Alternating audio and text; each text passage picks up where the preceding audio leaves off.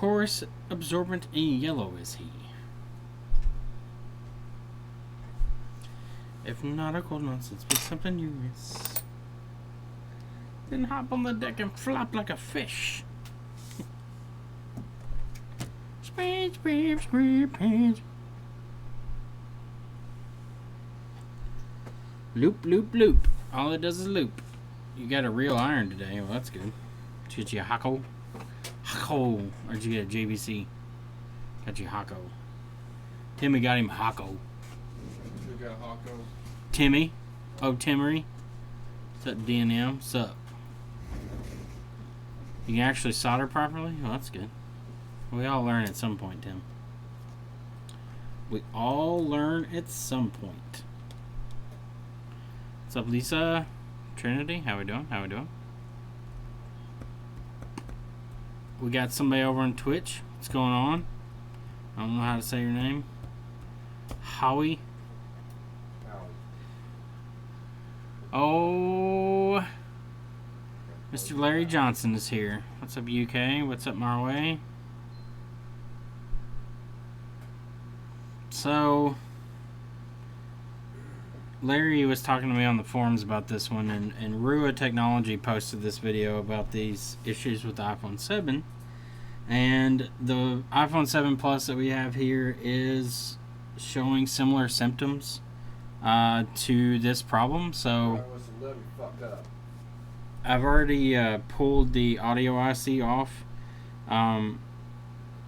So what this is doing is the touch is very laggy, so when you click, it takes like 5 seconds for it to actually do what you clicked on. And it's not even touchscreen response. It can be power button or home button too.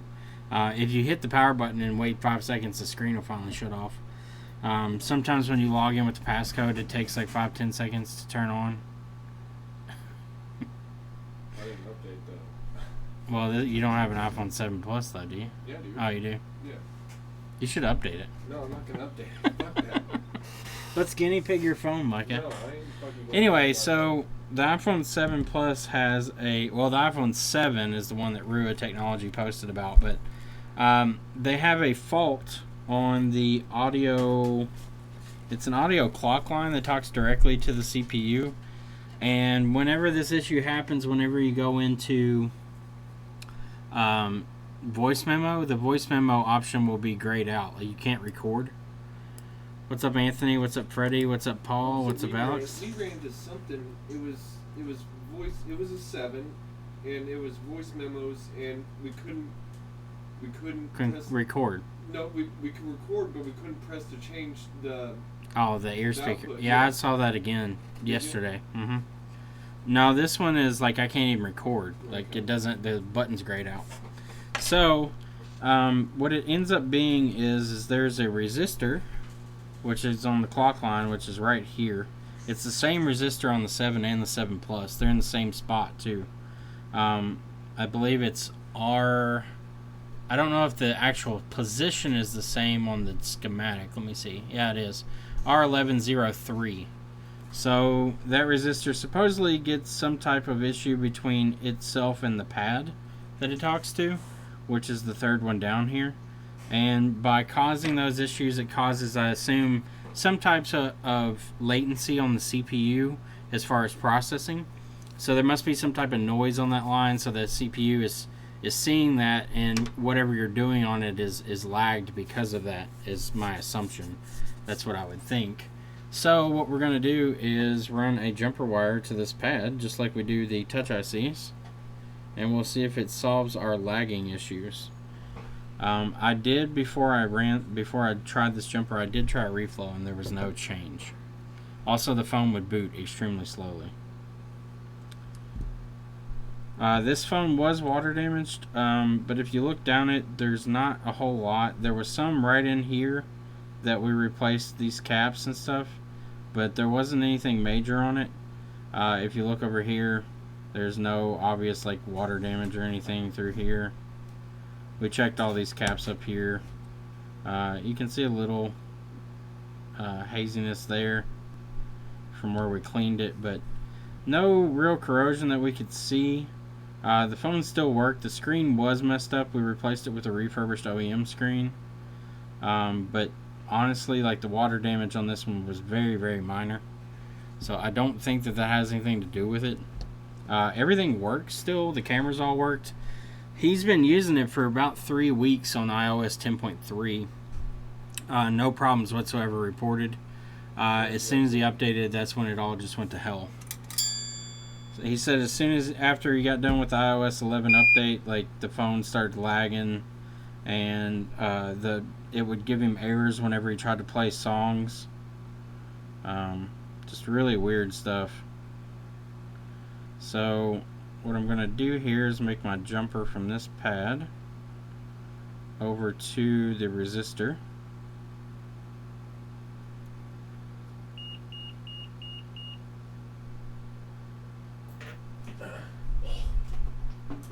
Okay, push it back onto the pad there. There's our jumper.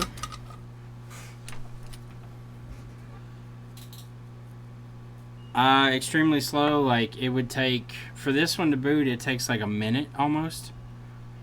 The home button on it works, Touch ID on it works, the front cameras work, the rear cameras work, all the microphones works, like, everything functions on it.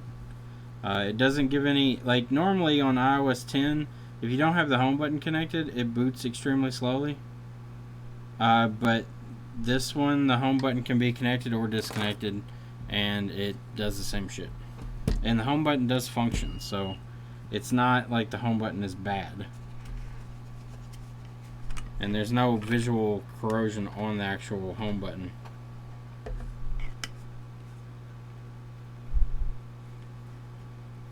I've also tried a new screen on this phone, and it has the same results. New screen, still laggy, still the same issues, no change. Alright, so there's our jumper wire. I'm going to try to clean this out really well. I don't want any contaminants underneath this chip. We got some solder pads that need to be knocked down a little bit.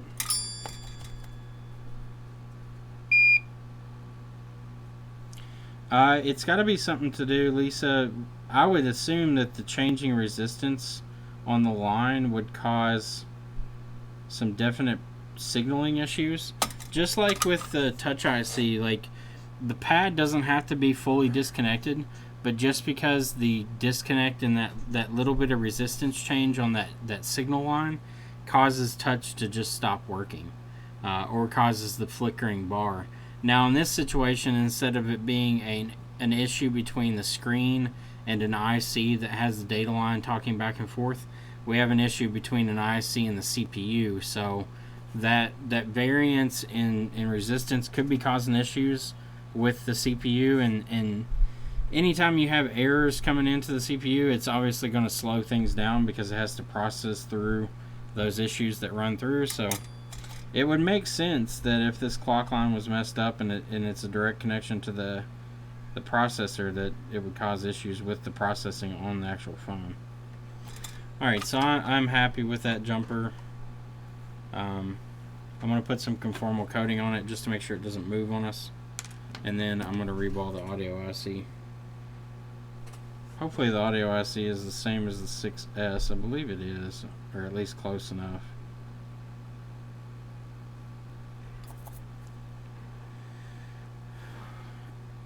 Wet wire, I used a conformally coated magnet wire, which is 43 gauge. I also have 50 gauge, but 43 is plenty for this. If you're in a really tight spot, the 50 gauge wire may be better to give you a little more clearance.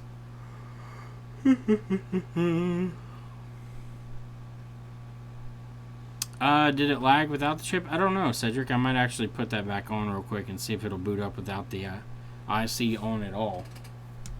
I would be shocked if it didn't boot, but the new iOS update is causing a lot of really weird issues. Like, it used to be you could boot these phones up without the front camera connected. Now supposedly some of them are having issues of booting if the front camera isn't connected.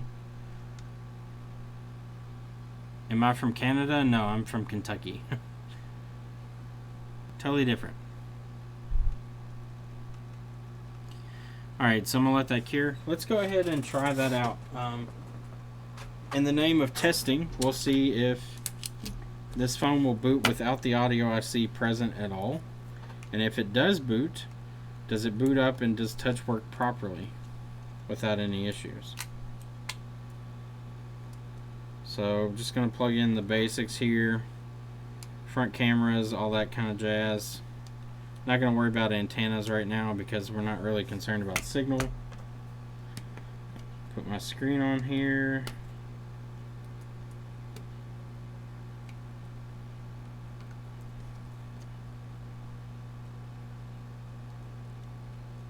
Alright, front camera's plugged in. Plug in my battery. And we'll hit our power button here. Okay, we're booting up. Let's see what the boot time's like. See if it's any faster or any slower or about the same. I don't know how these phones act after the battery's been removed. They may have changed that too. They may boot slower after battery's been popped off. Well, it's actually booting pretty fast unless it's looping. I noticed on the iOS 11 that the screens flicker on and off on boot now. That could have been boot looping though. We'll see here in a second. If it does it again, it was looping, which this one has been doing off and on ever since the update. It loops on boot up.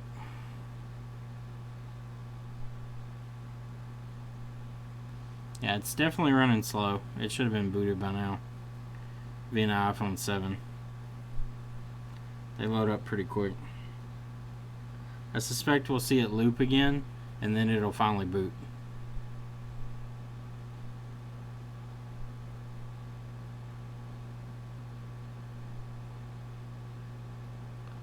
The resistor's on it's a clock line directly to the CPU. It's not actually a AP or not an I2C, I don't believe. Here, I'll show you. It's right here. The line, yeah, I guess it is. It is an I2C. Well, it's an I2S. I believe those are still I2C lines, but it's an I2S AP to codec M clock R. So it's a data line directly from the CPU to the audio IC. So it's still booting. So it's still not booting up quickly, which makes me think this is going to have the same issues as it had before.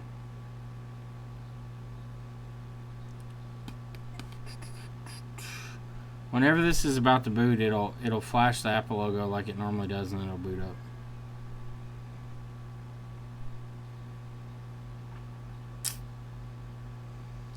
Last time it took a full minute to boot.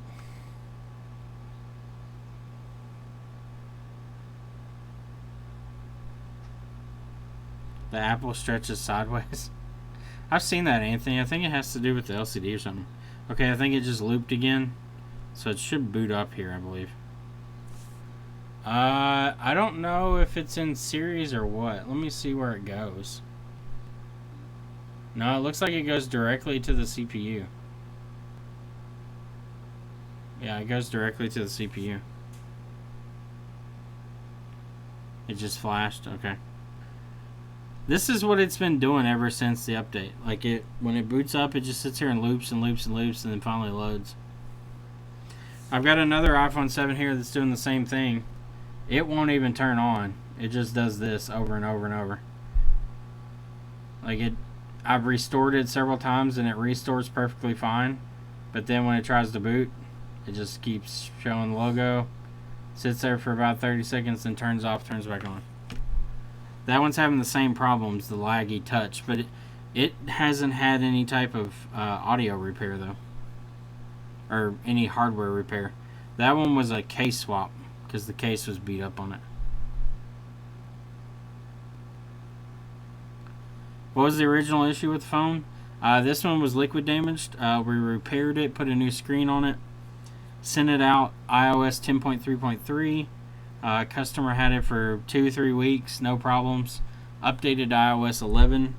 when it came out, and ever since then audio stopped working and touch was very laggy, is what he said.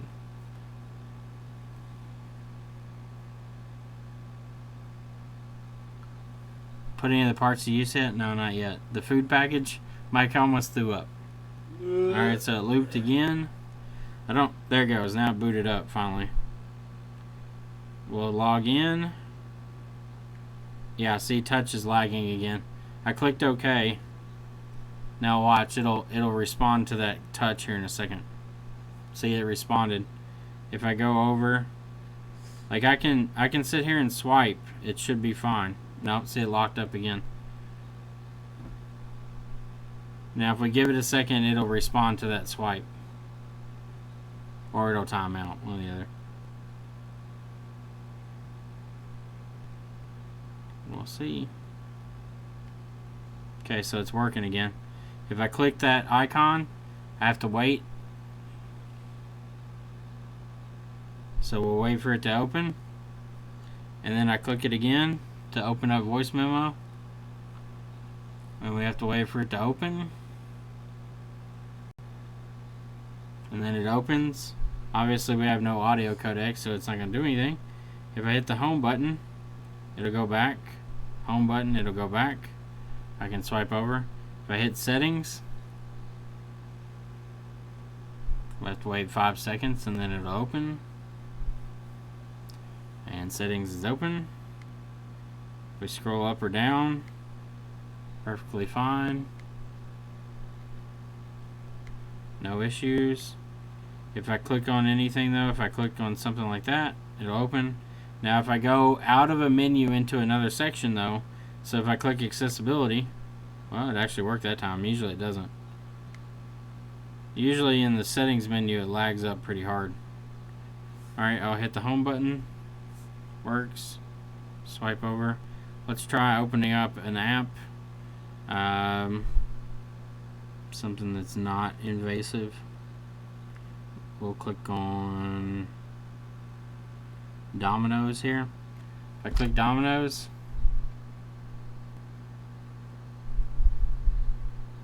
wait a second, and it opens. So I don't know, it's really weird. Like the home button works, like the Touch ID works too. Like if I put my finger on it, it'll say try again. If I click it, it opens up. I can swipe over. See, now it's locked up. I have to wait 5 seconds since it's locked up.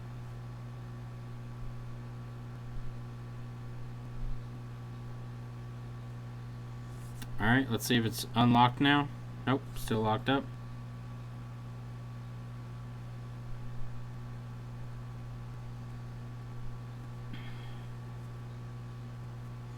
Paul, what doesn't make sense though is this issue. Like the home button responds to my touch, but it doesn't do anything. I hit click the power button. We'll wait and see how long it takes for it to shut the screen off. What doesn't make sense though is this phone works perfectly fine on 10.3. If I downgrade this back to 10.3, there the power button finally responded. If I downgrade this back to 10.3, this phone will have audio again, and it will have touch working fairly well, but it's still kind of weird. I don't know if it updates some type of firmware or what, but after upgrading to 11 and then back down to 10.3, it doesn't work the same anymore. But audio does return. So it's got to be something software that they've done that's changed. Like this phone is completely original, other than the screen, which is an OEM refurb screen. Other than that, everything is still the same. Did we replace the front camera flex on this one, Micah? Yes. We did? Okay. Maybe the front camera flex is causing some weird issue. I'm going to unplug the camera flex while it's on and see if it has an aneurysm about it or not. Yeah, the front flex is aftermarket.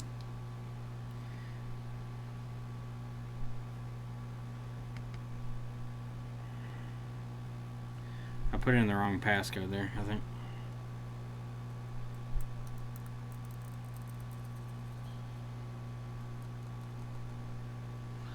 Yeah, the iOS 11 does a Apple on off for a second. Like the screen will show the Apple logo go away for a second. That seems to be normal.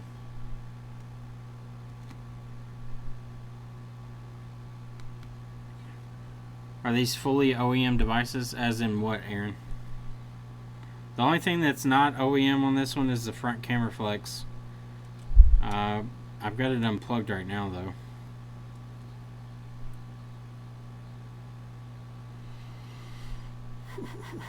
This one is, as far as I know, is completely OEM. It's got the original front flex, original screen, original home button. Everything in it seems to be OEM. The only thing that was done to this one is they swapped the back housing on it. But this one just sits there and loops now. It does nothing else.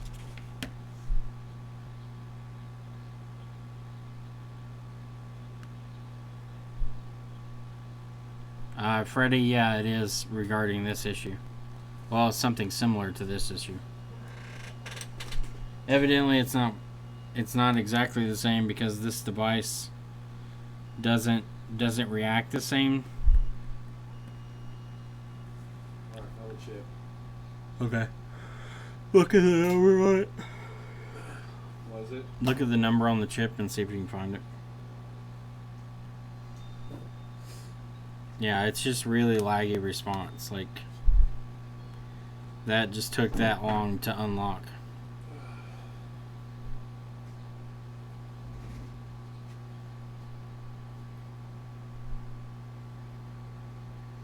Like, I click settings and we'll wait.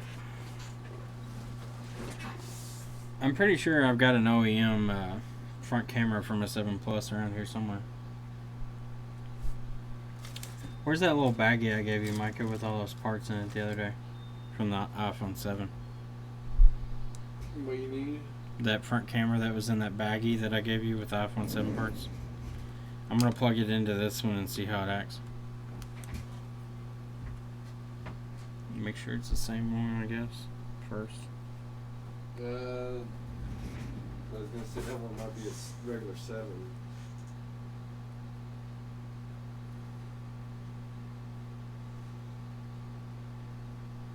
We'll find out real quick. We'll look up the part number. I can find my phone right in front of me.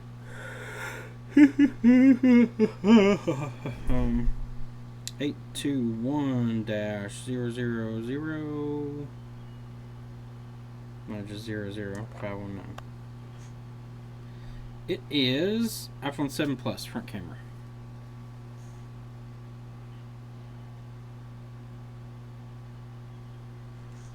Alright, so this is an OEM 7 Plus front camera. I'm going to disconnect the battery. I'm going to plug in this camera. Make sure my orientation is correct first.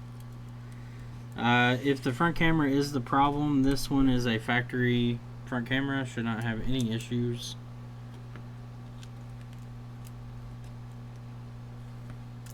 Alright, so we're going to turn it on with the OEM front camera plugged in.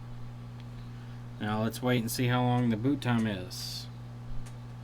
See if it's better. If it is, maybe that's our issue. What's up, Yassine?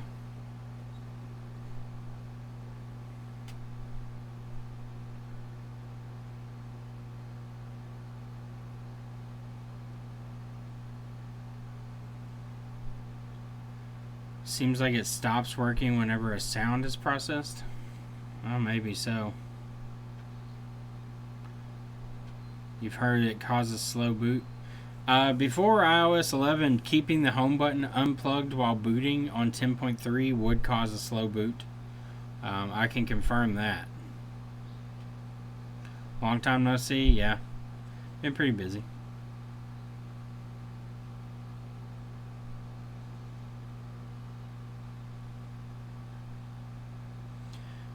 Aaron, the problem is you can still downgrade to 10.3. And 10.3 seems to still have issues. Like I said, I don't know if there's a firmware that gets changed. I know 11.01 is out. Same problem. This is on 11.01.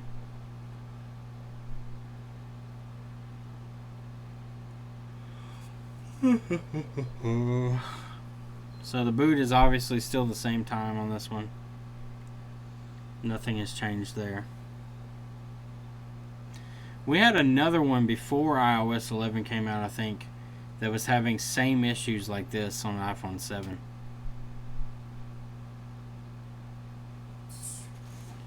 .11 is out. Like, not 11.0.1, but 11.1.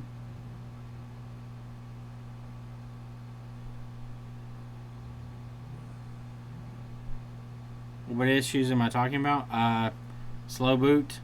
Whenever you click something on the screen, there's a delayed reaction by about 5 seconds. And the audio recording was not an option. And audio playback was not an option. If I downgraded to 10.3 though, audio playback would work, but there was still delayed touch.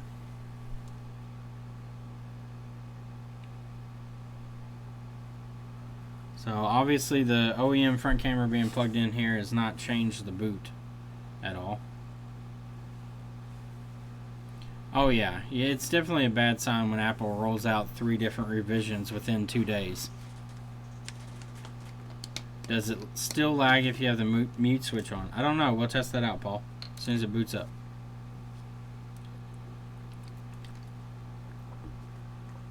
Oh, there's an 11.1 developers model out already. There's definitely bugs with this software. Alright, so it's still booting. We have the original OEM Flex plugged in right now. I'll try to show it without unhooking anything here. Here's the aftermarket Flex that's still on the screen. It's not plugged in. And then over here, I've got an OEM Flex that's plugged in. It has the Apple symbols and everything on it. We still have not booted up though. Yeah, it's same symptoms on 10.3.3. Replacing the codec fixed it. That might be the situation. Although this one doesn't have the codec on it at all. I've removed it. It's actually right here. There's the audio IC codec. So it's not even on the phone. So if it was causing problems, you can boot the older iPhones without the audio IC at all. So still booting. Oh, it boot looped on us. Let's see if it boots up now. Probably not. Probably gonna loop again. This iPhone 7 over here is still looping. We also had a lady come in today with an iPhone 6S, I believe, that she updated iOS 11 and it deleted a bunch of her text messages. Without the codec, it would definitely do that. Okay. Well, we'll let it boot up. So you're saying without the codec, it's going to lag either way?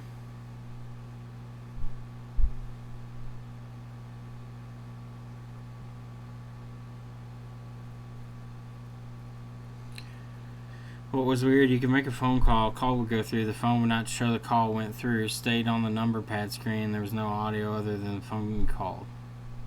Huh. I've had something like that with, you could dial a number and it would say it was calling, but there was no audio at all. Even replacing the audio IC did nothing. There was no loudspeaker, there was no ear speaker, and if you did anything, the phone would lock up completely. Freddie, do you know if you put it in on mute mode or whatever, that if it's not generating sounds, will it still do it? I'm going to switch it down to vibrate mode here. So instead of audio, it's just vibrates. We'll see if it boots up.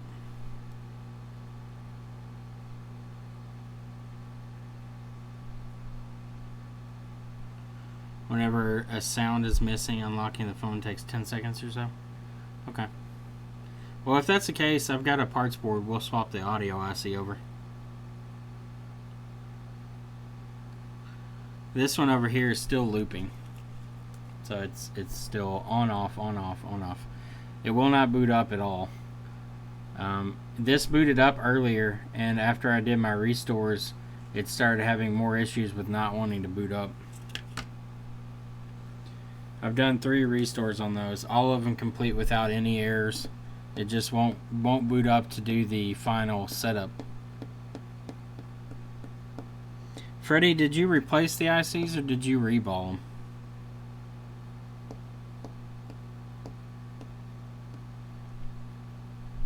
Anthony, which 7 Plus did you send? I haven't looked through everything yet.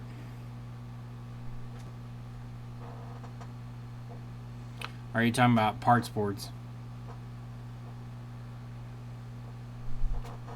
I think we got all your touch ICs done. We just gotta package them up.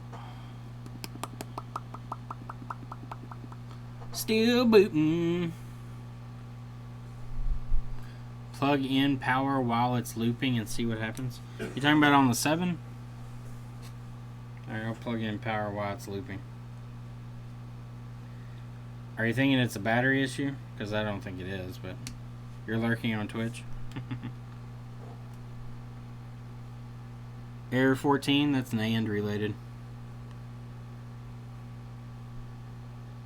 Yeah, error 14 is NAND. Alright, Nate, I plugged in power on the 7 while it's booting. We'll see what it does. I don't think it's a battery problem.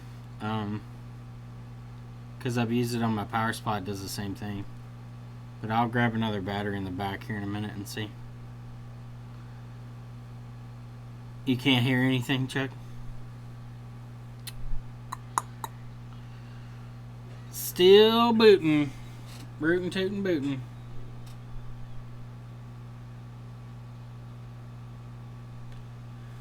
Freddy replaced. Okay. So.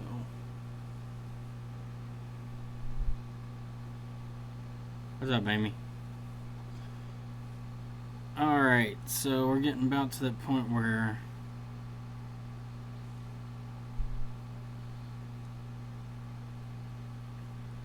I'm going to end up putting the IC on this thing and seeing what happens.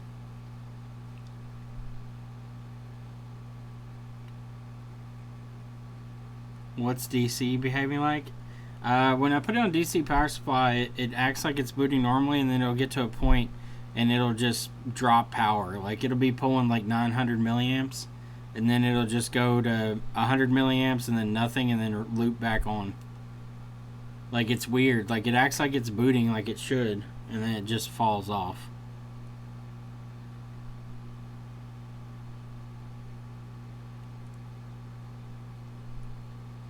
What's up, Amy? Alright, so it still hasn't booted up. Oh, maybe it'll boot now. It looped. Maybe.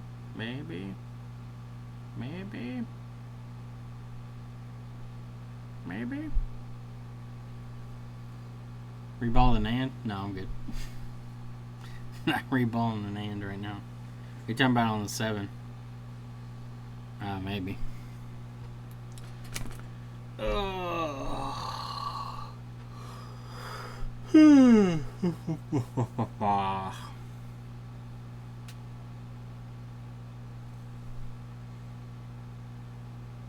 It'd be kind of funny if the iPhone 7 had similar issues where the Reball CPU broke.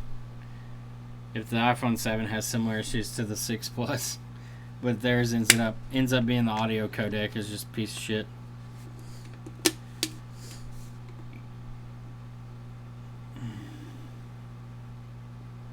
When booted, does it get signal okay?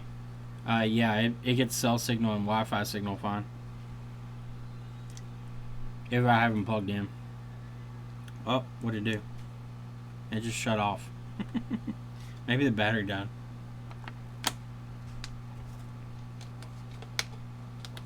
It could very well have killed the battery there. I think the battery was low. Let's see if I plug in the charger.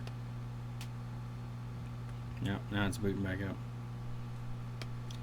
Alright, so this is booting with the charger plugged in now. We'll see what it does. Yeah, I'm doing okay. Micah's sick. He's trying to get me sick. He keeps handing me my water bottle back, and I don't know why he keeps taking it. Spit in it. It's got a weird smell to it. Large clumps of green, nasty shit in it. Could you try a restore and see if it lags when you get to the series setup part? So far, restores on these don't really have much problem that I've noticed. I don't think these batteries are fucked up. This is a new battery in this one. We replaced the battery in this one because it was water damage.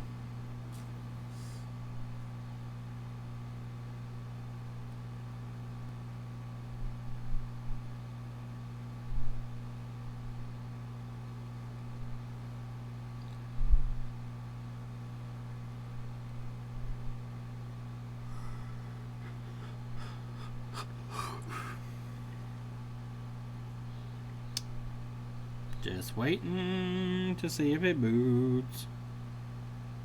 It's slowly turning into this iPhone over here where it won't boot up.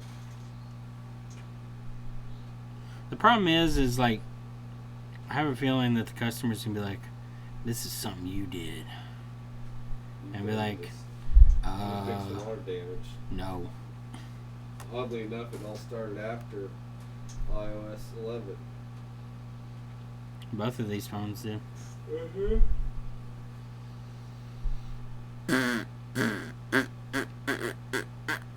update. Micah, don't fucking update. Be like Micah, don't fucking update. Don't fucking update. Well, I gotta have my hold the power button for 5 seconds, call the police. You pressed it 5 times, Micah. Get with the What iOS. if I get mugged tonight? Get with the iOS, Micah. What if I get drunk and just hold the button down and please come and take me home anyway?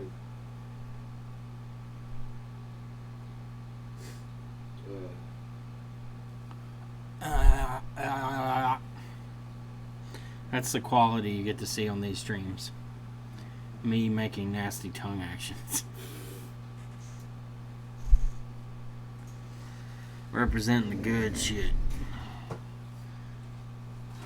It ain't bootin'. Rootin', bootin', tootin'. Rootin', bootin', tootin'. We haven't seen any. Well, I'll take that back. We had an aftermarket the other day that was causing the phone to boot loop. I went ahead and replaced it with OEM.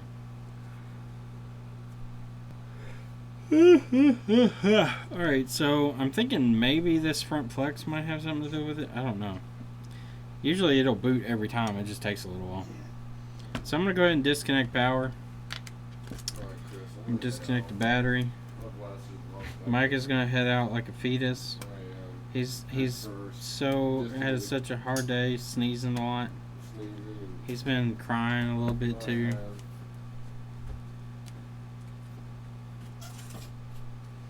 All damn day. Pink light, no boot. What are you talking about? The one that you sent in a while back that I've got the data backed up on, but nobody has the fucking power chips that I can find. The only place I can find them is in fucking China. And all the shipping on them says possibly a month. Could be a month, could be 2. We don't know.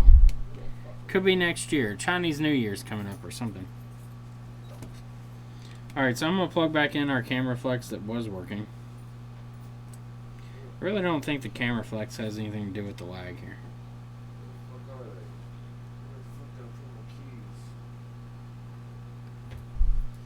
I sold your keys. Soldier sold the devil. Oh crap, where'd my keys go? Oh, another S6? Yeah, I think we do. Hold on, let me see. I probably locked them in the SUV. I think it's this one down here. Yep, it is. I got no spare key for it. Yeah, we've already worked on that one too. It's another piece of shit. Evidently, all Galaxy phones are just junk as far as repairability. Is the phone recognized by the computer if you boot it without the LCD? I'm not sure. I'm sure it is. I seriously walk them in there. I'm gonna have to bust out my window. This is a full OEM. Like, this isn't a copy Flex. I'll show you the Flex itself. Let me switch over to the zoom here. The Microscope view.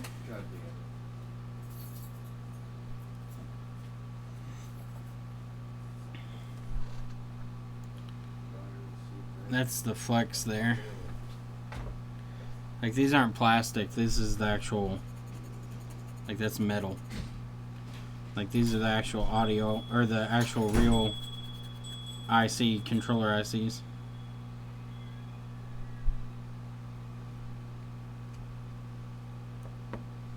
You can see the flexes where they go over here.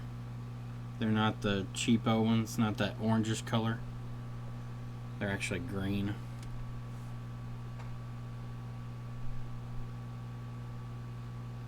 Okay, Anthony, I'll send that one back to you. I'm glad that we were able to get that one to turn on. Let's see, still hadn't booted.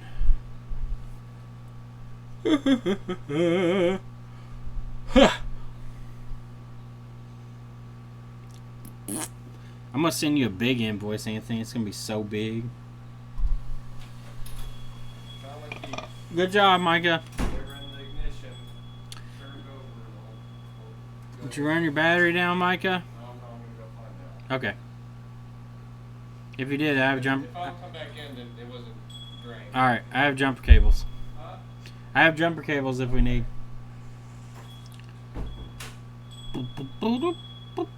What's up, Greg?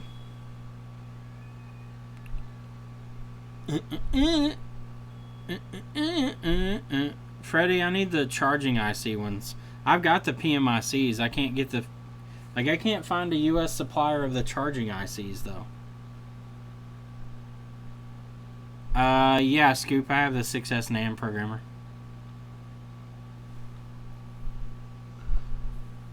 We may have doomed this one to fucking boot looping, too. Oh, also, if you do a backup on iOS 11 and downgrade to 10.3, you cannot restore information to it. I found that out. You can read the backups and get the data out of them, but you can't directly restore them.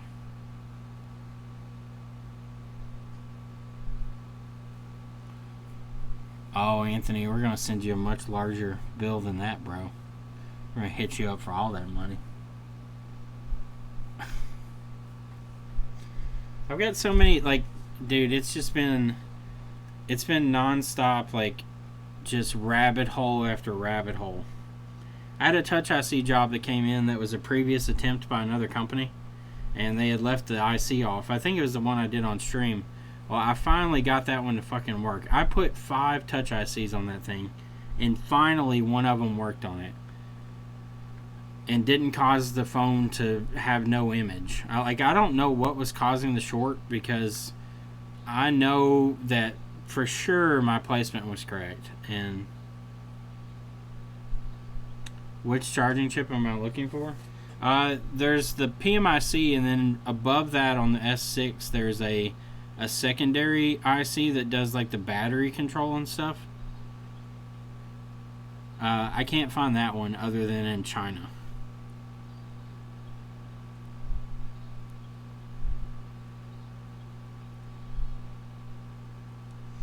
You spent $1,000 on Samsung screens. I've been... Oh, phone booted. Over here talking. Alright, so we're back in. Woohoo. Click. Wait a minute. We're waiting. Waiting. Waiting. Click. Click. There it goes. And it went into portrait mode. Alright, so Swiping back and forth. No problems. Let's try to open something. Settings. And click. Click. There it goes. So yeah, we still have the lag. So I'm going to put a new audio IC on this one and see what happens.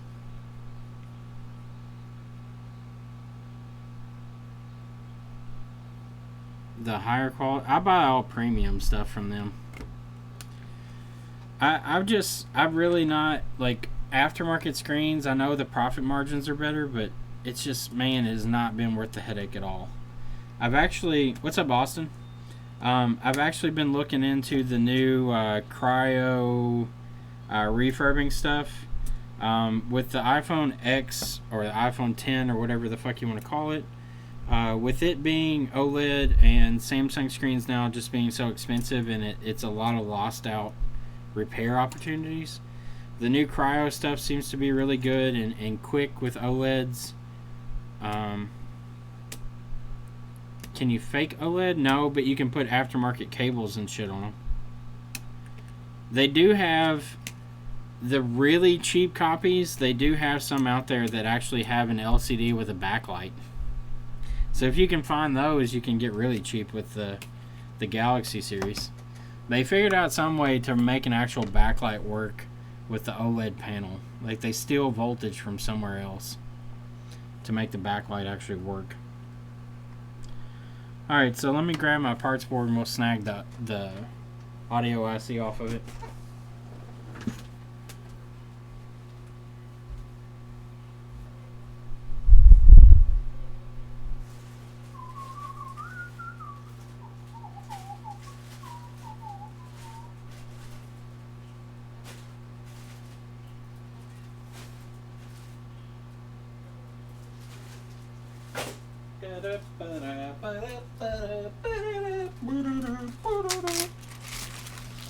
I think this is it's 7 Plus. 7 Plus. I stole the NAND off this one already and swapped it over to the pink 6S when we did our iOS 11 NAND size change testing. Alright, so there's our beautiful audio codec.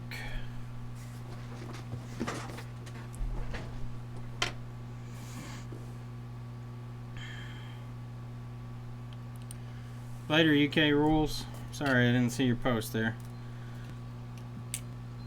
Alright.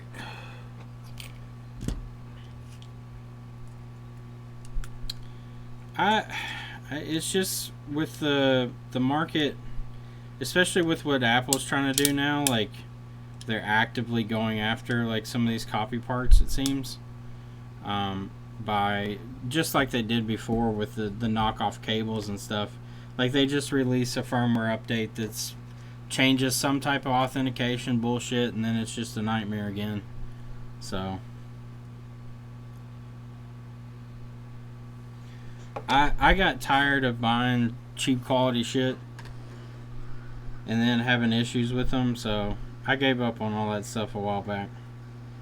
I've gone strictly OEM refurbs. Other than 7 Series, we do offer Mobile Centrics copies, but even those I'm almost hesitant of offering them anymore because I fear that we're going to have problems out of them with the new iOS update. I try to steer people towards the refurbs, and if I have to, I'll drop the price a little bit to keep people interested in them. I'm doing refurb OEMs at $140 and $160 right now.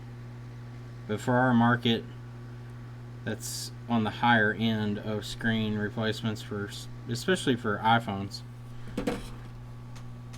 People don't want to spend a lot of money on their $1,000 phone. Big surprise, right? What do you mean I gotta spend $200? I only paid $1,000 for this, but AT&T breaks it up into smaller payments, so I don't bitch as much.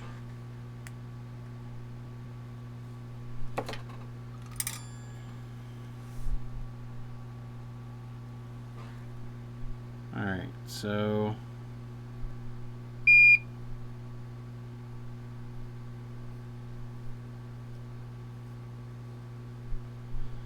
Like, it's so refreshing when you get a customer in and they're like, how much is it to repair? And we're like, well, we have two options. We have the refurb and we have a copy. What's the difference? The copies are all aftermarket parts. The original refurbs are all OEM other than the glass. But the glass we do personally test with our refurbishing company, and it's pretty resilient. We can slam it on the ground and drop heavy items on it and it doesn't break. And you can bend it at about a 35-degree angle and it doesn't break. So we're pretty happy with it. And they're like, okay, well, I would like the OEM because it's original and sounds like better quality. And then you have your other people that come in. What's the difference? Well, those are the differences. Well, I'll do the copy. I don't want to spend too much on it. I'm like, okay. Here's your copy screen. Enjoy.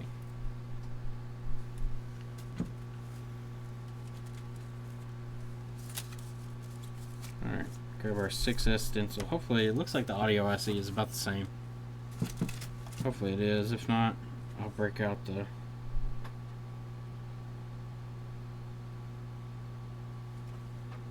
It may not be.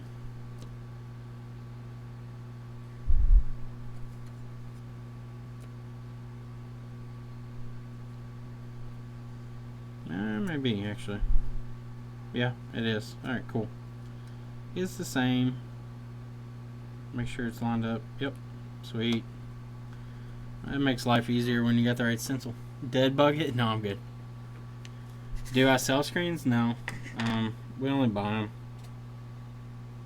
Refurbing, like, I think to be a good refurbisher, like, you really have to, like, dedicate yourself to it. I mean, you can still have the side business of doing screen repairs, but for me, if I go into refurbishing stuff, like, I won't have any time to do anything else. Now, use wet paste? No, I'm good. This is kind of wet, actually. It gives me problems. I'm going to turn my airspeed down to help eliminate some of those issues. It just seems if you want to do refurbishment for a business to sell, you really have to dedicate yourself to it. If you want to do it as just a way to increase your options for like Samsung stuff, by all means, I think it's a good investment. But I think if you're doing it to sell to other companies, you really have to consider it to be a full-time business. Like, it can't be something that you're just adding on to like your normal screen replacements and stuff. So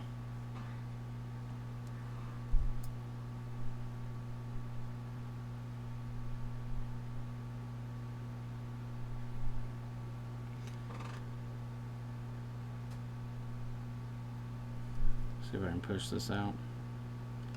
I've just seen the refurbishing business, like, from my friends that do it, and it definitely takes a full-time person to be doing that and the repair side of it. Just trying to do it as a secondary part of your business, just it's a space eater. For one, it eats up a lot of space because you have to keep a lot of inventory, and then it's just a whole nother headache that you have to deal with. And if you've got that plus other things on the side, I think it can become overwhelming at times. iPad Air that charges while off but not on. Replace the charging cable first, like the flex. Solder on a new one, see if that fixes it. If it doesn't, replace TriStar. If that doesn't fix it, it's most likely going to be PMIC. That is a very, very common issue that you're describing. And the majority of them do tend to be something simple like a charge flex or something. But there are some that are PMIC and there's nothing you can do about it. You can also check the battery too if you think maybe the battery's causing issues. Check around the battery connector. Maybe a knocked off component for the SWI line can cause that. Alright, so let's put this bad boy back on here. Sorry for the halo effect on my camera. It's due to that wide angle aperture. Causes kind of that glowing effect. Let me see if cleaning the bottom lens will help it at all.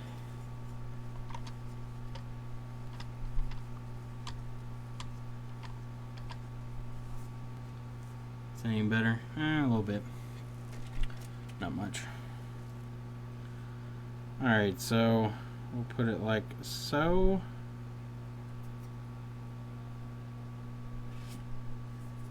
Now this shouldn't take very much heat, being that this is a leaded reball.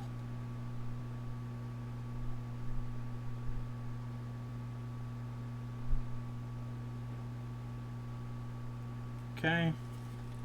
We'll crank up my speed a little bit here and reflow this into place. This shouldn't take very much. I don't really worry about too much heat getting to anything else in these situations.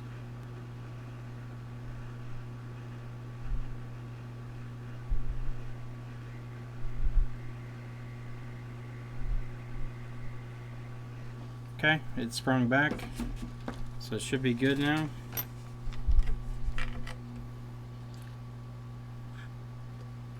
We'll let that cool for a second.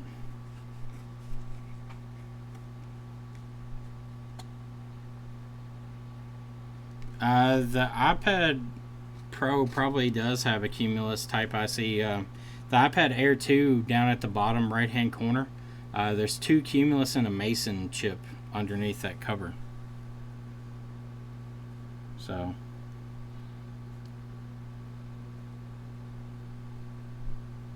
I've actually had to replace those before after physical damage. Somebody hit, somehow got their tweezers under there and they nicked the corner off the Mason IC. And the iPad 2 had no touch at all. After lifting up that shield, I realized that it had been broken off on the corner. Replaced it and touch was returned. So keep that in mind. There are touch ICs on those phone or on those iPads. It's still pretty dirty. Add some more alcohol here.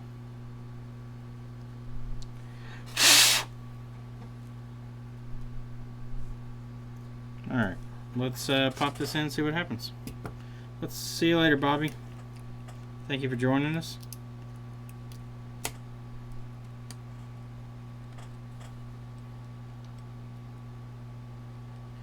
.5x eyepieces and no Barlow will help the camera be the same as the lens.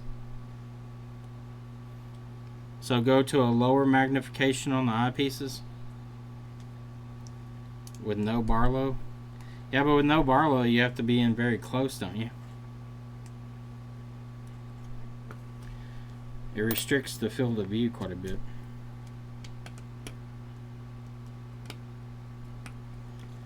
Alright, plug in the cables here. Alright, everybody's plugged in. Plug in my battery. Let's see if it'll boot up or not.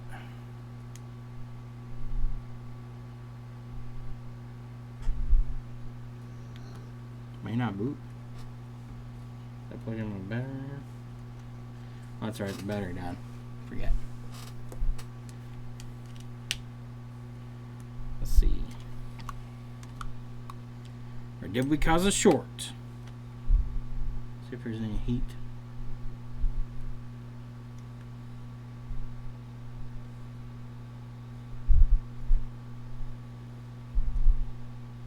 Oh, there it goes. I booted up.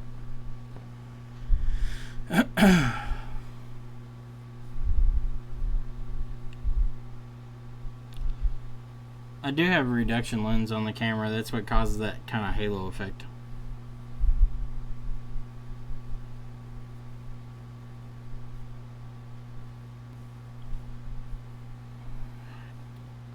Air 56, it has to do with NFC.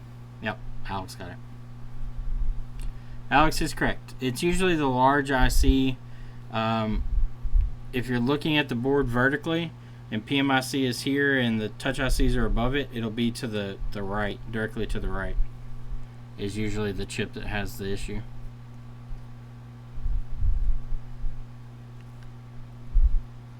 You can replace that chip. It is not signed to the board.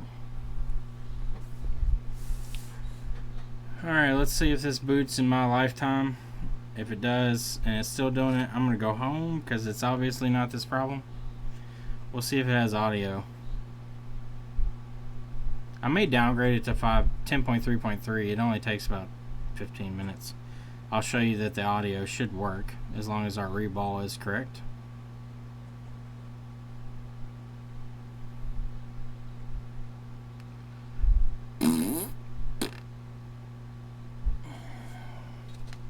How long till it boots?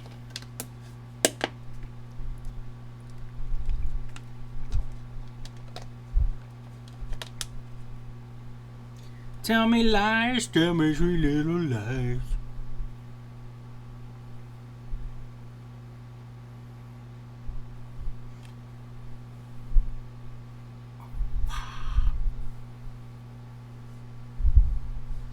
Oompa loompa.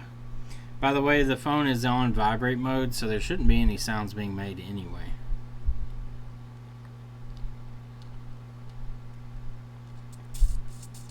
Oh, looped again. Loopy loopy. Lupe fiasco.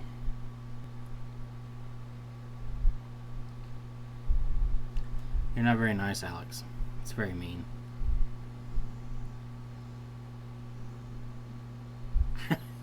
To fix it, you have to swear at it while you're reballing it. I swear at them regardless, so.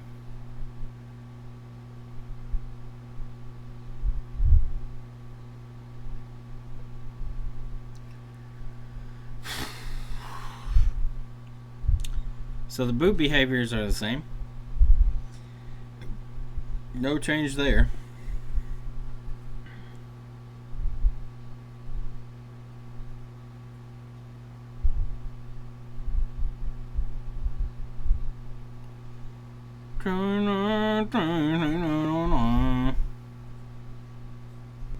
Kenna, you getting up? Is it time to go, Kenna? Is that what you're telling me? Kenna's telling me it's time to go. You need some water? Or you can have the rest of my water. There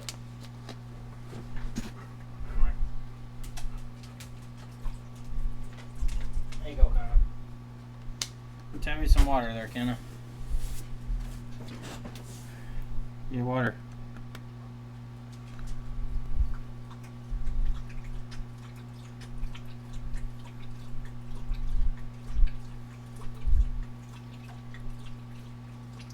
Anthony is correct on his description there. So the way that the touch ICs work on usually the iPhones, I'm sure it works the same way on others. You have a chip that interfaces with the touchscreen. Like if you look at the pad layout on ZXW, Mason. All right, so the phone just turned on. It didn't recognize iTunes until it turned on right there. But the computer did recognize it. Yeah, touch is still lagged. So I clicked OK. We'll wait 5 seconds and it goes away. So our problem remains to be the same.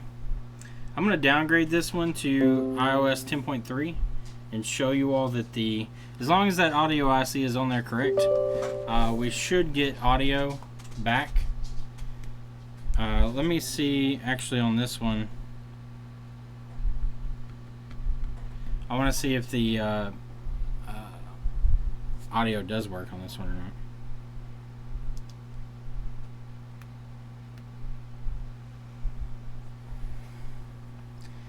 It's never the coil. It definitely can be the coil.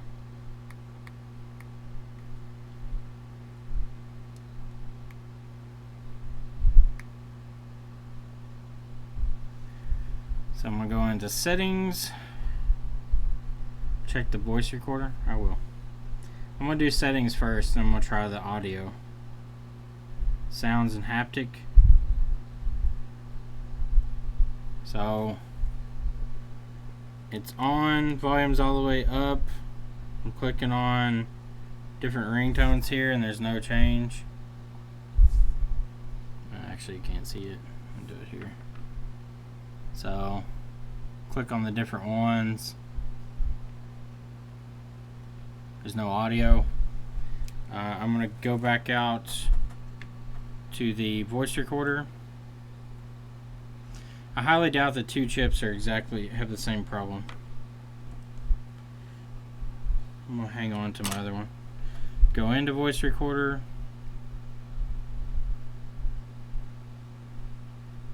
I already ran the jumper, so if the jumper was the solution, it didn't work. Yeah, the recording option is still grayed out. There is no recording option. Clear the cache. Alright, so I'm going to put this phone into restore mode.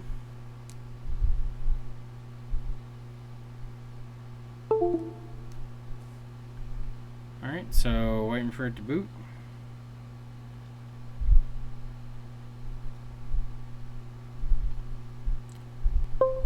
Alright, it is in recovery mode. Alright, I'm going to switch over to the secondary view so you all can see what I'm doing. So we're going to select 10.3 here. I've already got it downloaded. We're going to flash it.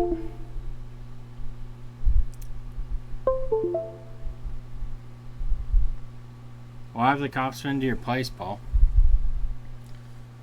It's been okay here. It's been kind of busy. I haven't felt too good. Feeling better today. Re-hot CPU until it works or dies. That may be the next step.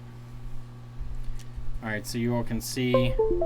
I want you all to see that the restore will go through fine with no issues.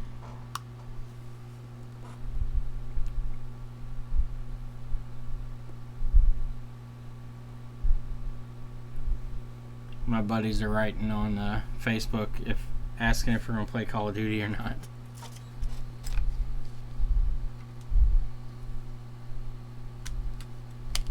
I'm going to unplug that 7 because it's just sitting there looping, which does no good other than run the battery down and possibly cause issues.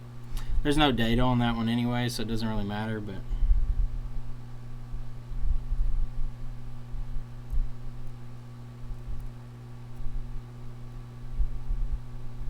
late to the stream. What was the issue with the phone? The issue with the phone is no audio and very laggy touch. So you touch the screen and then 5-6 seconds later it actually responds.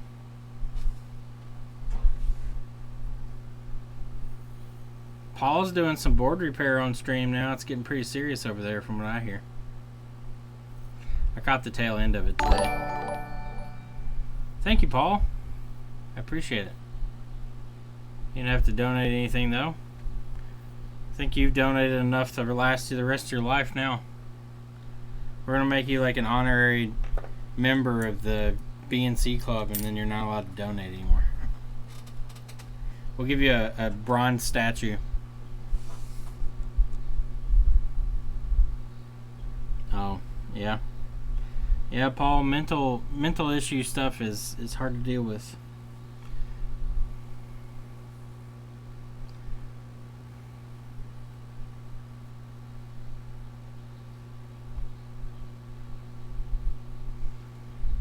Hard to deal with.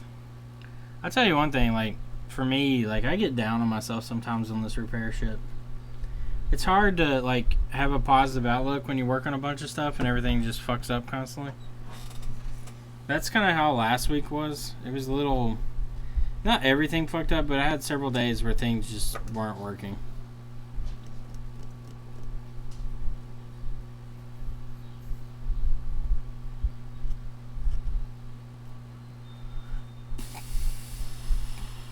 Well, Paul, I hope the help that I give people, I hope that they can use it to, like, improve their lives. I know the help that Lewis has given me and the help that Jess has given me from their videos early on has definitely helped me a lot. And I try to give back to Lewis and Jess as much as I can. I try to recommend people go to them. I try to help them out as far as moderating and stuff. I subscribe to Lewis's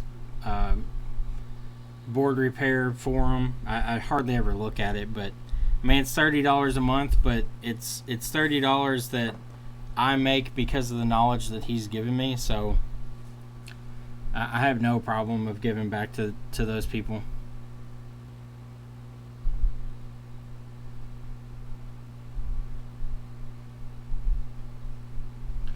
Yeah, there's going to be a lot of days when you get, like, depressed and stuff about, like, repairs. for me, I have them every now and then. The worst thing for me is, like, I don't mind if I have failures at the beginning of the day, but when the end of the day comes around and, like, it's just failure after failure on trying to get boards working and stuff, like, that kind of bothers me a little bit, so I don't like to end on those, but the way I structure my days is I do all the easy shit first, and then at the end of the day is the stuff that's usually going to be pretty hard. And that's just how it is. I mean, what can you do? Alright, so this is restoring. We will jump from 60 to 80%, and then it should do the firmware restore. Scamming Bitcoins or something. Bitcoin's gone down, hasn't it? Like the value on Bitcoin? Or has it gone up? I don't remember.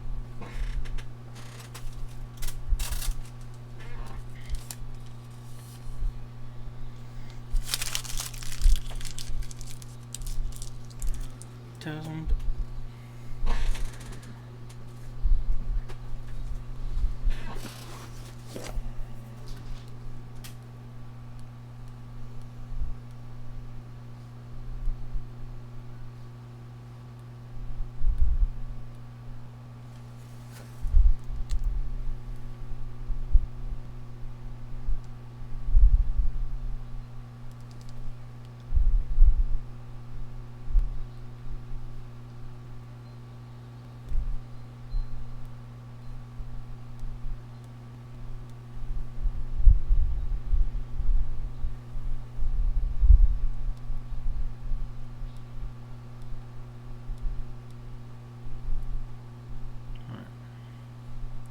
That replaced tomorrow. Ship that out. Alright, so it should be installing the firmware now. Nice stream. Is that sarcasm? Because I'm sitting here looking at a phone.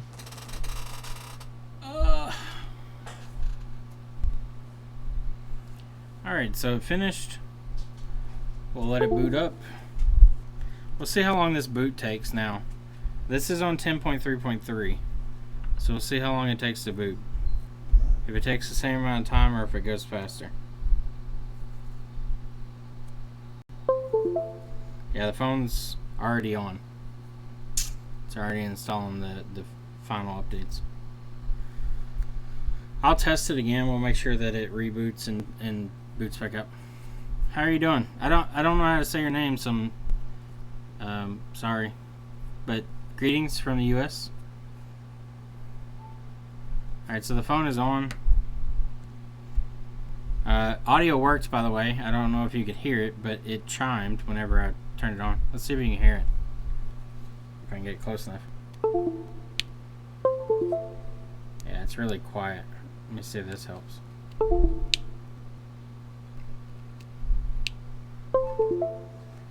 You can barely hear it, but it's chiming when I plug it in.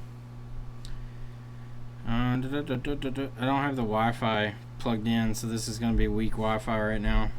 I don't have any of the cables plugged in or anything.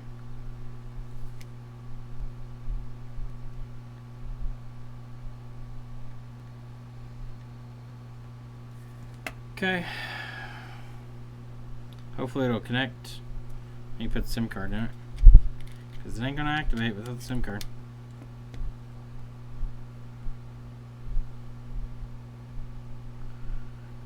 Probably gonna bitch about the Wi-Fi.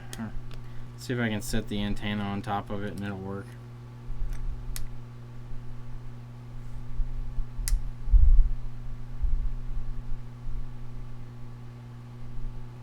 What's up, Rodrigo? Bitcoin is at $5,300. Jesus. Alright, so now the Wi-Fi is working since I'm pressing the antenna against the board. We'll let this activate. Ah, damn it. I didn't think about the fact that he had Apple ID on here. Well, shit. I'll have to do that tomorrow.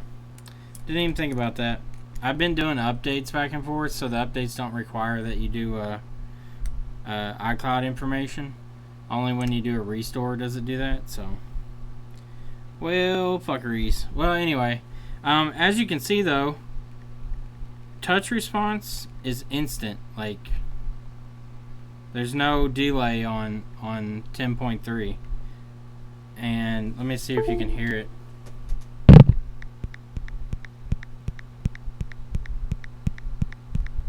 You can hear the keyboard clicks and everything.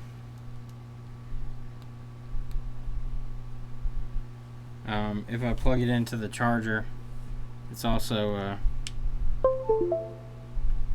it also makes the chiming noise, similar to Ali.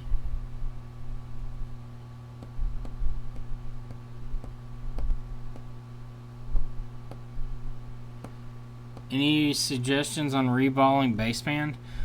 Gadget, if you're having problems, are you having problems with the solder balls pushing up out of the stencil, or is it an issue with improper sizing, or what's your problem? What type of stencils are you using?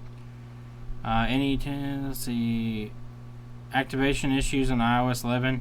The only activation issues that I've seen on iOS 11 are with iPads and iPods that have serial numbers that are changed, which changes the UDID.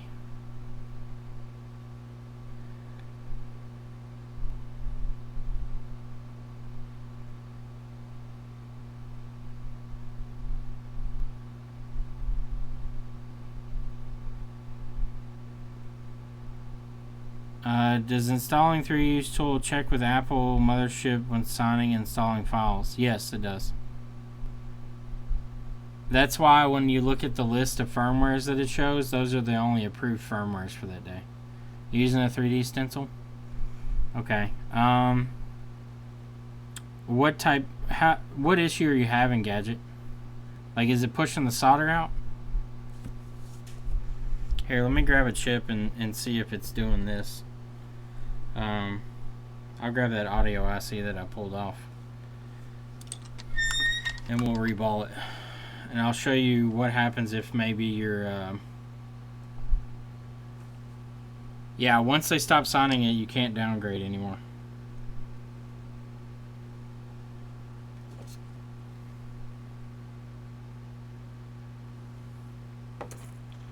Go ahead and clear this audio IC off and take the old solder off so we can get our stencil on there.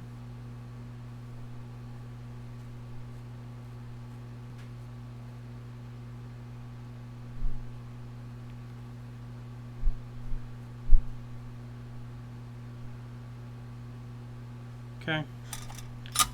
It's pushing the solder out? Okay. So there is a reason that happens, and that's due to either your airspeed is too high or you have too much flux in the paste that you're using. If you're using paste, you have to dry out your paste some. I'm going to use non-dried out paste, which I don't have any dried out right now. I actually need to do that, because drying out the paste makes it so much easier. But we're going to use non-dried out paste, and I'll show you what it does. And you can tell me if that's exactly what yours is doing, which I suspect it probably is. Turn the audio IC here. Alright, so there's our stencil. I'm going to grab some paste from the bottom here that's still wet. Like wet as in has a lot of flux in it. As you can see, like, it's really liquidy. I don't have to really rub on it much. It lays down, blah blah blah. So I'm going to come in with my airspeed, what I use to put chips on, and just watch what it does. See how it's pushing out the solder? See how we have solder here that's pushed completely out of the holes? And there's some here that's pushed out. Or if we go ahead and reball this, you'll see, like, see how we have solder up here that didn't go down into the spot, so we're going to have an uneven balling. So what you need to do, drop your temperature down. The stencil's warping. It sounds like your heat's way too high if the stencil's warping.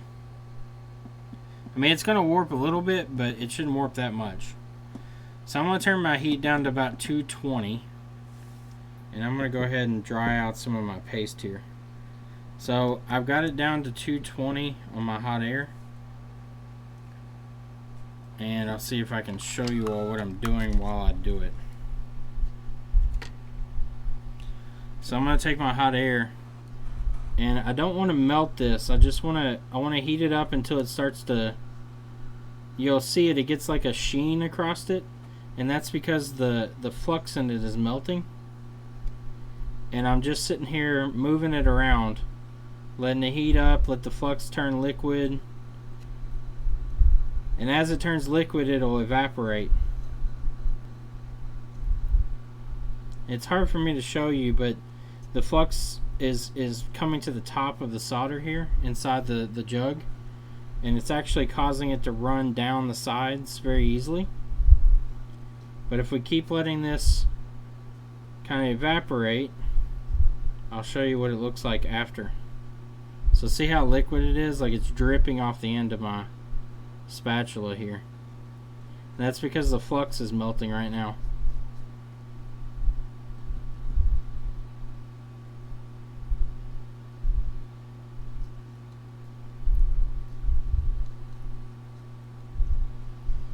We're just going to keep pulling that up and drying it.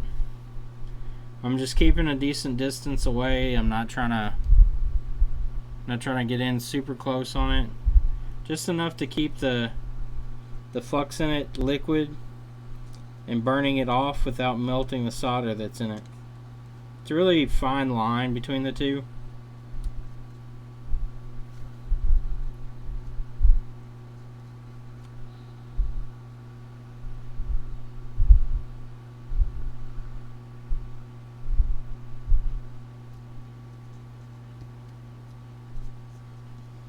Okay, it's starting to change consistency now, where the flux is starting to dissipate out of it on the side here.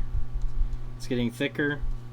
It's sticking to the sidewalls even though I'm heating it, and it's not sliding down, so I'm going to let it cool. That's just what I'm looking for. So right here on the inside sidewall, this paste here is now not like when I heat it, it's not just running down the sides.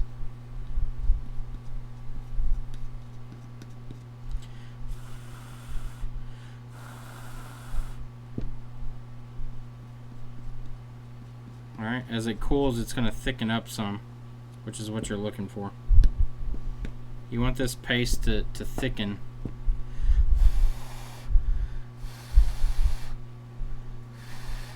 Flushing, well, you want some flux in it, Paul. You don't want it completely dry.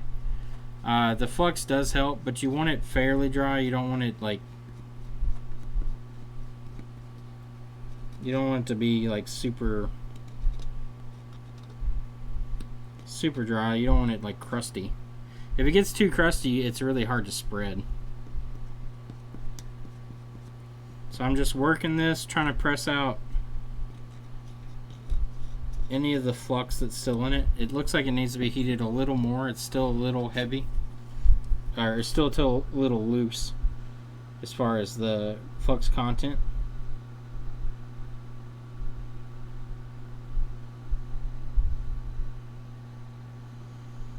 Okay, now it's really starting to dry out. That's what I want to see. Like, it's not sliding down the edge of the container anymore, it's just staying in place.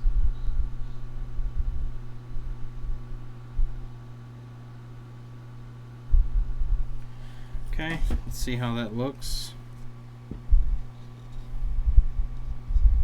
We'll let it cool off some.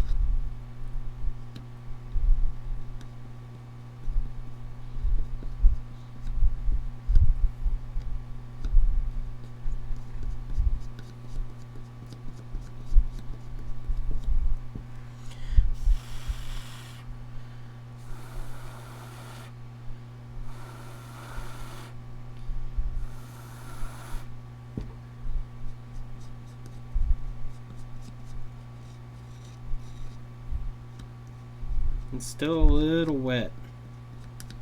I'm looking for it to almost get kind of a, I don't know what consistency you would call it. Like a really heavy peanut butter texture. Like it has to be pretty heavy to get a lot of that flux out of it. Like you'll know when the flux starts to dissipate, it gets really, really thick.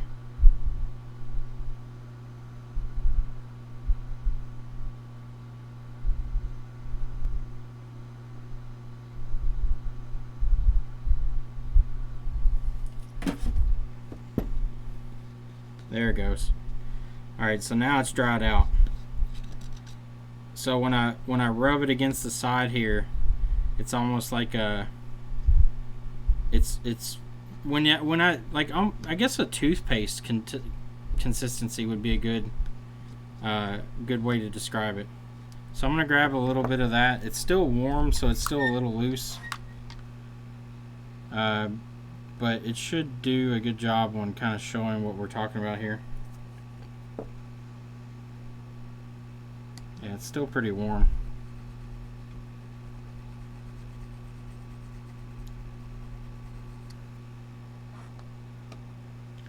As that cools, it's going to get thicker, which is what you want.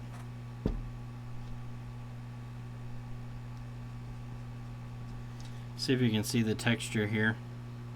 Like it's almost like it's pretty much a toothpaste consistency. So now when you come in, we should see less flux boil off. See how there's hardly any flux boiling there? Now when it melts, it's just going to melt. Let me turn my heat back up a little bit. I like to do reflows at about 340, 350, right in that range. Nothing crazy high. When you do bigger chips, I just leave my paste laying around. There's no sense in putting it in the fridge. Alright, so you'll see this will have a little flux in it, but it's just barely enough to help with the reballing process. So see when those reballed, you didn't have a whole lot of like bubbling or anything like that. It just forms the balls inside the holes. I'll pop it out and we'll reball it again.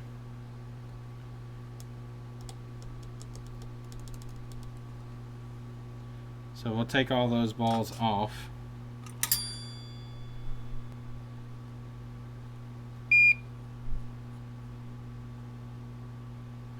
And we'll redo it again.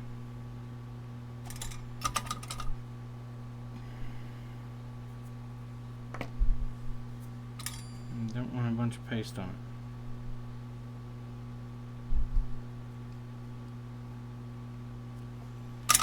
Alright, so let's set our stencil back on. Okay. Now we'll grab some of that paste here at the top. It's starting to cool off really well now. That's good. So if you watch when we press this in, it's still got a little bit of flux in it. I actually prefer it drier than that. As it sits on the edge of your container though, it is going to dry out more. So just once you get it close to where you want it, leave it about there because it will dry out more as you open and close this container. If you get it too dry, it becomes a nightmare to work with. So just spread it out pretty thinly across the top edge of your container, and that'll help dry it out more as you use it. Alright, so we're going to come in with our heat. I've got direct heat in the same spot that I had before. See how it's not pushing out of the stencil, they just melt. And that's it. That's all there is to it. You've got a reballed chip. No bullshit to deal with, no popping out. It's just about the flux content. You just got to knock it down to something that's more manageable, and then you'll have less issues with your reballs. I actually discovered that from watching watching a lot of the Chinese guys that do this stuff and the Taiwanese guys. Like, they all dry the shit out of their paste. They'll take a whole new tube of it and just dry it out. Why not do it the normal way? What's the normal way? I do have one ball down there that didn't take to its pad. It's sitting in the hole next to the pad. Looks like this one did the same thing. That's from not properly cleaning. If it doesn't take to the pad, it's because you didn't clean up all the shit on the board well, or on the IC.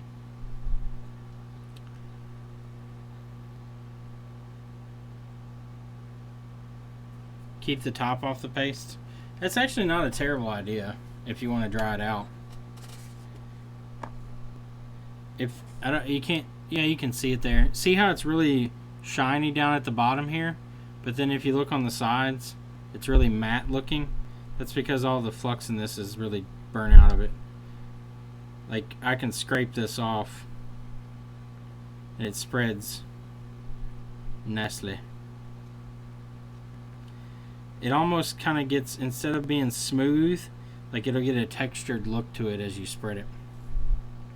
Pre-made balls. Larry's a purist on the pre-made balls. I use pre-made balls for NANs now. I'm not gonna lie there. That helps a lot with consistency reballing of the NAND.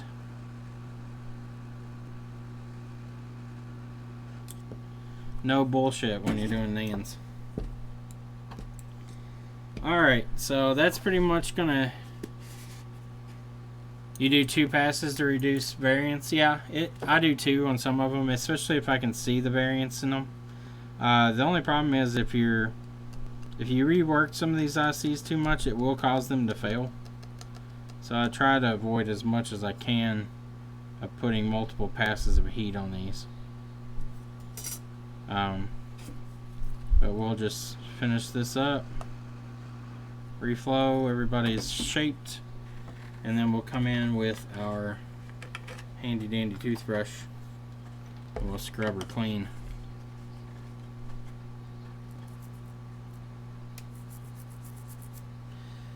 But anyway, so kind of a crash course on how I draw the paste there.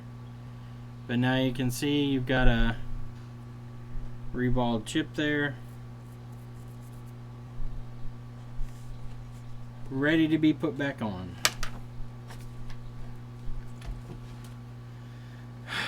But anyway, that's pretty much going to end it for the stream today. We didn't get anywhere yet, but we did test the theory of the audio IC on that 7 Plus with no change. So